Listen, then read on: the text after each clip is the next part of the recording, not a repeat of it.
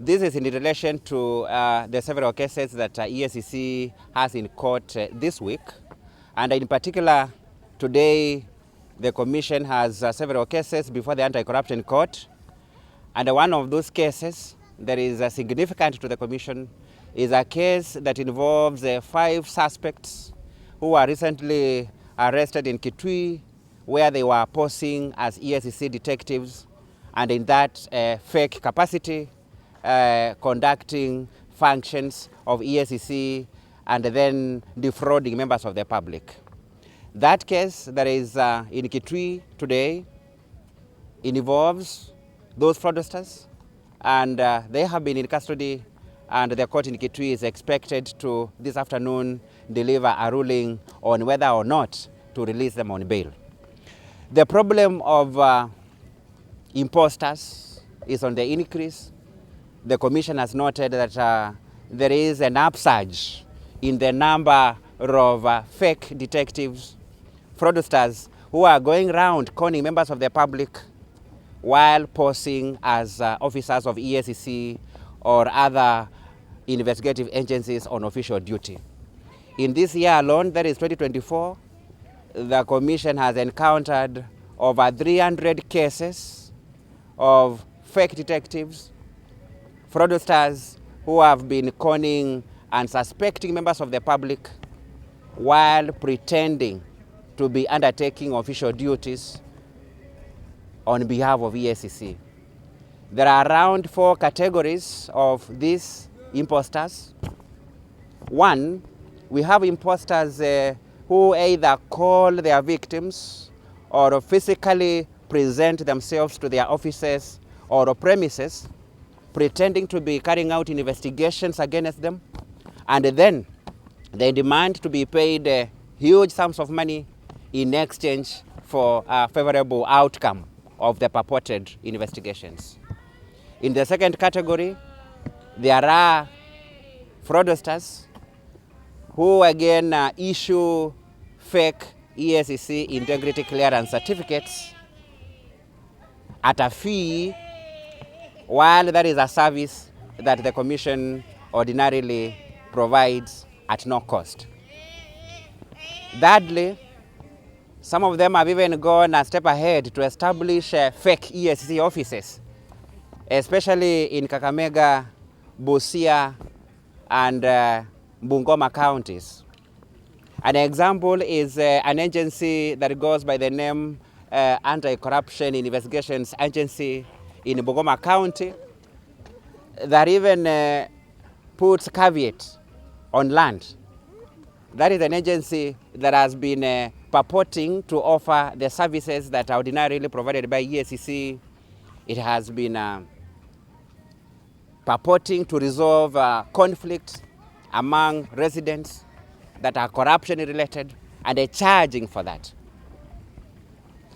In the final category, we have imposters who invade people's business premises, purporting to conduct inspections to check compliance with the various licensing requirements, and in each case they demand payment or bribes in order to waive any charges or sanctions against those who are found to be non-compliant. So this is an increasing problem because we have citizens who have lost huge sums of money to these thieves. But again, the Commission has also noted something very interesting. It is amazing that most Kenyans are ready and willing to bribe their way out of perceived trouble, as a result of which most of the victims of these imposters do not report these cases to EACC, but they end up even initiating settlements with those imposters purporting to conduct investigations or other lawful operations relating to corruption. So the Commission wants to call upon Kenyans to remain vigilant, and when you suspect a suspicious person or encounter this situation, report to EACC so that action can be taken. What is happening in Kitui today is as a result of a report that was made by the victim. Because in this case, the 5 imposters had already arrested their victim. They forced her into her residence where they started conducting a purported search, claiming that money had been hidden in that family. But the whole idea was to extort money from the victim. Luckily, this victim informed the police, and that is why those suspects are today in custody. There are many officials who have suffered similar fate, but most of them have not reported. And this is because even as the imposter comes, the individuals have engaged in either corruption or other wrongful conduct. And that is one of the reasons why most Kenyans do not report to EACC when these things happen. While we do not advocate for solving corruption or other criminal cases through commission of other offenses, we want to ask Kenyans who find themselves in that situation to let us know. I know one of the arguments that is made by those who have arrested before is that they only wanted a share of what may have been stolen from them by their victims. But that is not how to handle those cases. Let us report those matters to EACC. If you feel that someone was stolen from the public, don't go to using unorthodox means, such as impersonating an EACC officer in order to demand a share from them. That is not how to go about it. Expose those who have stolen to EACC. Action will be taken. In the meantime, the 300 cases that have been reported this year are at various stages of processing. In some cases, people are already in court. An example is an imposter arrested 2 months ago in Kitui, an individual who almost became a member of parliament because he lost to the sitting member of parliament by about 100 votes. And he was leading a large group of such criminals. We have others under investigations, while other cases are still fresh. The imposters that we are talking about have been targeting certain functional areas, either at the county government or the national level. At the county level, they have been targeting officers who are working in revenue collection departments, procurement, and other areas that are considered wet in this province of the fight against corruption. And what we note is that most of the officers who have been victims have not reported. Today, the reason why the imposters arrested in Kitui are in court is because the victim called the police and were able to arrest them. And this is a case where they had already arrested the victim and led her to a house where they were conducting an illegal search, armed with a warrant that had purportedly been issued by Milimani Court. And that is why today EACC calls upon all Kenyans to remain vigilant and report to EACC any person who is suspicious or any person who is claiming to be from EACC and they are either asking for money or behaving in any other manner that leads to suspicion that they could be imposters. There are various ways in which one can identify an imposter.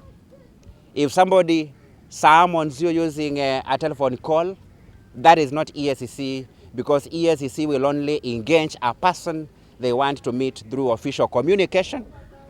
Therefore, we only call our suspects as a follow-up to official communication. When it comes to summoning public officers, that is done through the normal hierarchy within the public service, where a letter goes to the head of the institution requiring the appearance of officers who are serving under them. The other thing to look at or look for is official identification. Detectives from EACC are required to identify themselves, show their badges, and therefore any person who does not identify themselves or somebody who summons you to a place other than the official premises of the commission, either at the region or Nairobi headquarters, is most likely an imposter. There are cases where people are summoned to go to hotels, Kenicom and other funny places. That is not EACC. If somebody is also asking you for money, with a promise to skew those investigations in their favor, that is not an EACC officer, and you are supposed to report to EACC so that action is taken. It is also important that when a person comes or a team of officers claiming to be from EACC come to conduct a search operation, let the warrant be examined, because officers from EACC in a search operation will always have a search warrant. It is important that it is examined to ensure that it is not a fake one, as the case is in Kitui. We recommend that you have your lawyer when that happens, so that they can also assist you to know whether a search warrant purported to be from the court is indeed a genuine one. But again, there is something of concern. The Commission is surprised at the very high level of readiness with which most Kenyans are willing to bribe their way out of perceived trouble. This is manifest in the cases of imposters that have been reported so far, where many people report after they have already been conned by these imposters. Because there are cases where people start negotiating the moment someone tells you that they're investigating a matter where you are adversely mentioned. Most Kenyans are quickly starting the negotiation of the bribe that they want to pay so that the matter that is fake is terminated. So let us embrace the culture of seeking to verify the authenticity of any alleged detective who seeks to engage a public officer or any other member of the public on a matter of investigation. EACC does not do some of the things that have been done by these imposters, such as summoning suspects to hotels and other places that are not official. EACC summons its suspects through official communication. So any person who is acting otherwise is most likely an imposter, and they are supposed to be exposed to the Commission. As earlier said, in the last 7 or 8 months, that is in the year 2024 alone, the Commission has had over 300 cases of imposters where business persons and public officials have been conned huge sums of money by people purporting to be from EACC and other law enforcement agencies who are purporting to be carrying out investigations or other lawful assignments. So we now await the decision from the Kitui court. The 5 suspects have been in custody awaiting the decision of the court on whether or not they will be released on bail. So this morning, the court was presented with a pre-bail report, which it is considering while making the decision later in the afternoon on whether or not these suspects will be released on bond. There are many other suspects out there. All the counties, we have the national government institutions, we have schools that are also targeted. So let us remain vigilant and expose these criminals to the Commission so that enforcement action is taken. And we should avoid situations where we are succumbing to the bribe demands from these people.